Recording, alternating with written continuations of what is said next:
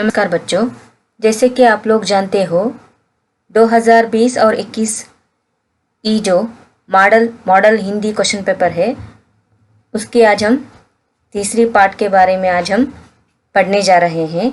इससे पहले हमने 2 पार्ट में इसी क्वेश्चन पेपर के बारे में हमने चर्चा की है। तो आप लोग वीडियो की प्लेलिस्ट में जाकर उसे देख सकते हैं या फिर आई की बटन के ऊपर आप अगर क्लिक करेंगे तो उससे भी आप लोग उन दोनों पार्ट को भी आप लोग देख सकते हो। तो चलिए आज हम शुरू करते हैं। ये जो हमारी तीसरी और इस वीडियो सीरीज़ की ये आखिरी पार्ट है। तो आज हम पहले एक छुट्टी पत्र इसके बारे में आज हम चर्चा करेंगे। जैसे कि आप लोग यहाँ पर स्क्रीन पर देख रहे हो, यहाँ पर एक छुट्टी पत्र लिखना है आप लोगों को। तो यहाँ पर एक कारण भी आप लोगों को दिया गया है। तो यहाँ पर बच्चों हमेशा आप लोगों को ये याद में रखना है कि छुट्टी पत्र के लिए अगर उन्होंने कोई सकारण दिया है तो आप लोगों को उसी कारण बताते हुए आप लोगों को छुट्टी पत्र लिखना है। तो जैसे कि आप लोग यहाँ पर जानते हो कि यहाँ पर तबीयत ठीक ना होने के कारण बताते हुए, तो यहाँ पर आप लोगों को इस चीज़ को ध्यान में रखना है कि आपकी जो छुट्टी पत्र है वहाँ पर आप लोगों को जो कारण है वो सिर्फ और सिर्फ तबीयत ठीक ना होने के कारण ही आप लोगों को लिखना है। अगर उन्होंने यूं ही छुट्टी पत्र आप लोगों को लिखने के लिए दिया है तो आप कोई भी कारण वहाँ पर लिख सकते हैं। अगर उन्होंने एक कारण वहाँ पर दिया गया है तो उसी कारण को आप लोगों को अपनी छुट्टी पत्र में लिखना है। तो जैसे कि आप लोग यहाँ पर देख रहे हो, यहाँ पर हमें प्रेषक यानी जो पत्र लिख रहा है, यानी आप जो विद्यार्थी है उनका नाम आप यहाँ पर क्या लिख सकते हो, आप लोग अपना नाम यहाँ पर लिख सकते हो। मैंने यहाँ पर उदाहरण के लिए एक नाम लिखा है, आप लोग अपने नाम लिखिए। और 10वीं कक्षा है और यहाँ पर मैंने एक पाठशाला यूं ही लिखा है। आप लोग यहाँ पर इसके आगे आप लोग आपकी जो भी पाठशाला का नाम है वहाँ पर आप लोग लिख सकते हो। और यहाँ पर आपकी जो ज़िला है उसको लिखकर उसके एक पिन कोड को भी आप लोगों को लिखना है। ये ज़रूरी है क्योंकि ये सभी जो स्टेप्स हैं इन सब के लिए आप लोगों को अंक दिया जाएगा। उसके बाद में आप लोगों को यहाँ पर लिखना है सेवा में। जो सेवा में यानी जैसे कि छुट्टी पत्र है तो यहाँ पर ऊपर दिया गया है, यहाँ पर देखिए यहाँ पर दिया गया है प्रधानाध्यापक जी। तो यहाँ पर आप लोगों को सेवा में उन्हीं के नाम से आप लोगों को छुट्टी पत्र लिखना है। अगर उन्होंने कक्षा अध्यापक दिया है तो यहाँ पर आप लोगों को जो सेवा में है यहाँ पर आप लोगों को कक्षा अध्यापक लिखना है। तो जैसे कि यहाँ पर प्रधानाध्यापक है वैसे ही हमने सेवा में प्रधानाध्यापक। और याद में रखना है बच्चों आप लोगों को कि यहाँ पर जो ऊपर आपकी जो पाठशाला की नाम है उसी को आप लोगों को यहाँ पर कॉपी करना है। ये यहाँ पर एक और नहीं लिखना है। ये दोनों को आप लोगों को आपस में एक ही नाम आप लोगों को लिखना है। ये जो ऊपर रहता है उसी को आप लोगों को यहाँ पर लिखना है। ये आप लोगों को याद में रखना है। जो भी आप लोग नाम लिखते हो उसी को यहाँ पर आप लोगों को लिखना है। ये आपको ध्यान में रखना है। तो यहाँ पर जैसे कि महोदय और उसके बाद में यहाँ पर विषय है, छुट्टी के लिए पत्र है। और उसके बाद में उपर्युक्त विषय अनुसार आपसे सविनय निवेदन है कि मुझे बुखार की वजह से मैं अस्पताल जा रही हूँ या फिर जा रहा हूँ, इसलिए मैं 3 दिन तक स्कूल नहीं आ सकती या फिर आ सकता हूँ। कृपया मुझे यहाँ पर 3 दिन उन्होंने कहा है तो यहाँ पर आप लोगों को 3 दिन की तारीख को यहाँ पर लिखना है। तो जैसे कि हमने यहाँ पर लिखा है तो इस तरह आप लोगों को 3 दिन यहाँ पर उन दिनांक के हिसाब से लिखकर इन 3 दिनों की छुट्टी आपको प्रदान करे। तो यहाँ पर उसके नीचे आप लोगों को धन्यवाद सहित भी लिखना है। उसके नीचे यहाँ पर जो स्थान और दिनांक, यहाँ पर स्थान जो है ये जो ऊपर आप लोग स्थान लिखते हो, ये जो स्थान है ऊपर इसी को आप लोगों को लिखना है। देखिए जैसे कि आप लोग यहाँ पर देख रहे हो ये जो दक्षिण कन्नड़ है यहाँ पर इसी को मैंने यहाँ पर लिखा है। तो आप लोगों को वही यहाँ पर स्थल आप लोगों को लिखना है।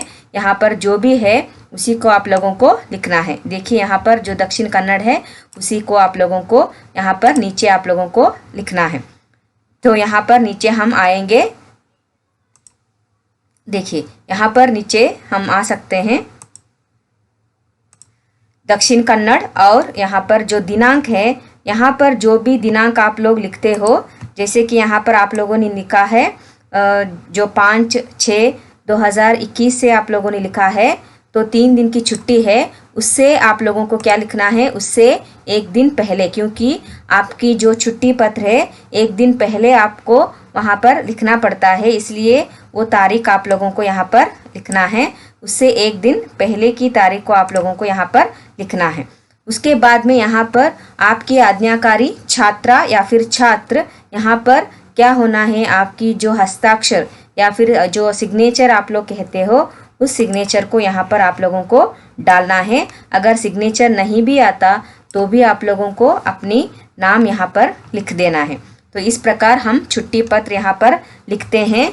जैसे कि आप लोग जानते हो इसके लिए 5 अंक हैं, तो यहाँ पर हर एक जो यहाँ पर हंत है, जो स्टेप्स हैं, हर एक के लिए यहाँ पर प्रत्येक अंक दिया जाएगा, इसीलिए आप लोगों को कोई भी यहाँ पर छूट नहीं जाना है। हर एक जो स्टेप है आप लोगों को उसे लिखना है। उसके बाद में हम देखेंगे यहाँ पर आप लोग जानते हो कि आपकी परीक्षा में एक तो गद्यांश आप लोगों को लिखना पड़ता है। गद्यांश के अनुसार उस गद्यांश को पढ़कर आप लोगों को कुछ प्रश्नों को यहाँ पर लिखना पड़ता है। जैसे कि यहाँ पर जो गद्यांश है कबीरदास जी के बारे में है, एक बार मैं पढ़ लेती हूँ। कबीरदास मौन साधना करने वाले भक्त थे, निराकार परम शक्ति का स्मरण करते थे। उनके अनुसार आंतरिक पवित्रता से ही ईश्वर की प्राप्ति संभव है। जनजीवन के साथ सद्व्यवहार ही कबीरदास की भक्ति का मूल मंत्र है। उनका कथन था, भक्ति के क्षेत्र में सब समान है। वे भौतिक समस्याओं को नगण्य मानते थे। उनका व्यक्तित्व बहुमुखी था। उनकी वाणी अनोखी और अनुपम थी। तो कुछ इस प्रकार आप लोगों को भी एक गद्यांश दिया गया है। तो इस गद्यांश के अनुसार आप लोगों को जो नीचे दिए गए हैं प्रश्न को आप लोगों को उत्तर लिखना है। ये बहुत ही आसान प्रश्न होता है, क्योंकि यहाँ पर जो प्रश्न दिए जाते हैं उनको आप लोगों को गद्यांश में ही यहाँ पर देखना है। जैसे कि आप लोग जानते हो यहाँ पर जो पहला प्रश्न है, ईश्वर की प्राप्ति कैसे संभव है। जो यहाँ पर जो प्रमुख जो शब्द है, यहाँ पर ईश्वर की प्राप्ति कैसे संभव है, तो इन्हीं के शब्दों को हमें इस गद्यांश में ढूंढना है। तो यहाँ पर आप लोग देख सकते हो कि उनके अनुसार आंतरिक पवित्रता से ही ईश्वर की प्राप्ति संभव है। तो यहाँ पर आप लोगों को ये उत्तर यहीं पर लिखना है। जैसे कि मैंने यहाँ पर लिखा है, आंतरिक जो पवित्रता से ही क्या होता है, ईश्वर की प्राप्ति संभव है। इसी प्रकार आप लोगों को यहाँ पर उत्तर लिखना है। जो दूसरा प्रश्न है, कबीरदास का कथन क्या था। तो यहाँ पर भी आप लोगों को क्या करना है, यहाँ पर भी आप लोगों को जो शब्द है कथन, कबीरदास का कथन, तो कथन के बारे में अगर हम यहाँ पर देखेंगे तो आप लोग देखिए कहाँ पर उनकी कथन के बारे में कहा गया है। तो यहाँ पर अगर आप देखोगे तो यहाँ पर देख सकते हैं उनका कथन था, उनका कथन था कि भक्ति के क्षेत्र में सब समान है। तो इस प्रकार आप लोगों को इसी को उत्तर यहाँ पर लिखना है। तो यहाँ पर मैंने भी यहाँ लिखा है, कथन था भक्ति के क्षेत्र में सब समान है। तो ये आप लोगों को अपनी वाक्य में भी आप लोग लिख सकते हो। तो तीसरा प्रश्न है, कबीरदास की शक्ति का मूल मंत्र क्या है। तो इसी को आप लोगों को गद्यांश में देखना है। जैसे कि यहाँ पर एक शब्द है मूल मंत्र, तो ये जो शब्द है आप लोगों को इस शब्द को ही यहाँ पर देखना है। जैसे कि मूल मंत्र है, तो इस शब्द को आप लोगों को इस गद्यांश में देखना है। जैसे कि यहाँ पर है, जन जीवन के साथ सद्व्यवहार से ही कबीरदास की भक्ति का मूल मंत्र है। तो इसी को यहाँ पर आप लोगों को उत्तर लिखना है। तो यहाँ पर मैंने लिखा है, जन जीवन के साथ सद्व्यवहार से ही कबीरदास की भक्ति का मूल मंत्र है। तो आखिरी प्रश्न है इसमें, कबीरदास की वाणी कैसी है। तो यहाँ पर हमें क्या ढूंढना है, यहाँ पर एक शब्द है, क्या है, वाणी है।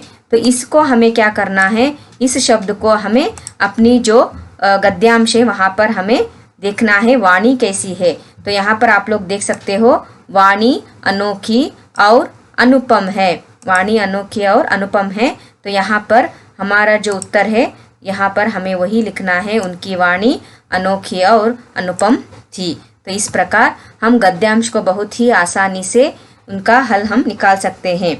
तो इसके बाद में जो एक आखिरी प्रश्न है, यहाँ पर वैसे तो आप लोगों को 3 विषयों को दिया गया है, उनमें से कोई भी एक विषय के आधार पर आप लोगों को निबंध लिखना है।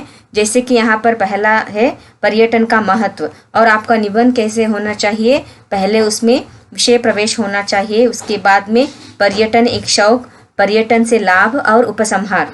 बच्चों हमेशा आप लोगों को लिखना है, ये याद में रखना है कि आपकी जो निबंध होती है उनमें हमेशा ही ये जो यहाँ पर टाइटल दिया गया है, इनको आप लोगों को अपनी जो उत्तर है वहाँ पर आप लोगों को उनको प्रयोग आप लोगों को करना है, क्योंकि इससे आपको बहुत अच्छे अंक मिल सकते हैं। तो यहाँ पर आपको आपकी जो निबंध है उसको इन्हीं जो टाइटल है इन्हीं के आधार पर लिखना है।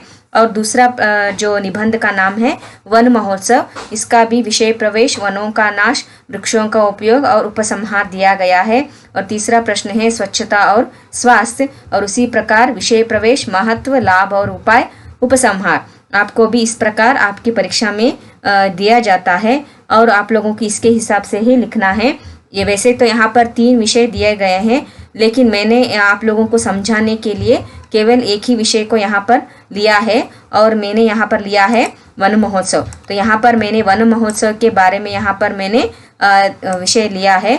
तो वन महोत्सव जैसे कि आप लोग यहाँ पर देख सकते हो, ये जो विषय प्रवेश महत्व, ये जो विषय प्रवेश है और ये जो महत्व है, महत्व और लाभ और उपाय, ये सभी को आप लोगों को क्या करना है, आपकी जो निबंध है उनमें आप लोगों को इन शब्दों को ही आप लोगों को उनके नीचे ही विषय को आप लोगों को लिखना है। तो विषय प्रवेश मैंने कुछ इस तरह लिखा है, और बाद में वन महोत्सव यहाँ पर लिखा है, वृक्षों का उपयोग और उसके साथ ही वनों का नाश और उपसंहार। मैंने बहुत छोटी एक निबंध लिखी है, जैसे कि आप लोगों को केवल आप लोगों को बताना था। आप लोग अपने आप ही इसे पढ़कर आप लोग देख सकते हो, या फिर अगर आप लोगों को यही लिखना है तो इस वीडियो को आप लोग पॉज करके भी लिख सकते हो, और इनके साथ आप लोग कुछ अपनी भी जो पॉइंट्स है आप लोग उसको उसमें डाल सकते हो। तो ये आपके लिए मैंने छोड़ा है। तो इस तरह आज हमने ये जो मॉडल क्वेश्चन पेपर है 2020 और 21 की, वो सारी प्रश्नों को हमने इस सीरीज़ में हमने सॉल्व किया है। ये तीसरी पार्ट है, और बाकी की जो 2 पार्ट है वो भी आप लोगों को मिलेगी। अगर आपको नहीं मिलेगी तो इस वीडियो के ऊपर जो आई बटन आपको दिखाई दे रहा है वहाँ पर आप लोग क्लिक करके उन दोनों वीडियो को भी आप लोग देख सकते हो, और अच्छी से पढ़ाई कीजिए। Thank you.